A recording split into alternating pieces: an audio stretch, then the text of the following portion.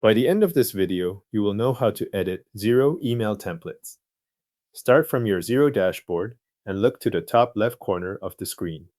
Click your organization name to open the main menu, then choose Settings.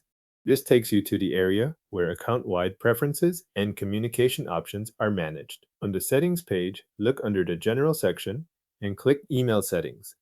This opens the part of Xero where your outgoing email setup and template options are stored. If the page takes a moment to load, wait for the Templates section to appear before moving on. In the Templates section, click Edit. You will now see the list of email templates available in your organization. These templates are used for messages sent from Xero, so make sure you open the one that matches the type of email you want to update. Find the email template you want to change, then open it. Once it is open, you can start updating the text and settings attached to that template. The main fields to focus on here are the template name, the subject line, and the message area. Change the name if you want a clearer label for internal use. Update the subject line to control what recipients see in their inbox. Then edit the message so the body of the email says exactly what you want it to say.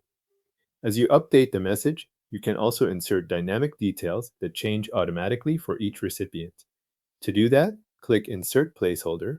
This allows you to place information such as the contact name, invoice number, due date, or trading name directly into the subject line or message content, depending on the template. Using placeholders helps keep the wording consistent while still pulling in the right details for each email. After editing the text, review the template options that are available on that screen. Depending on the template, you may see settings such as default or include action to online invoice and detail summary. Adjust these if needed.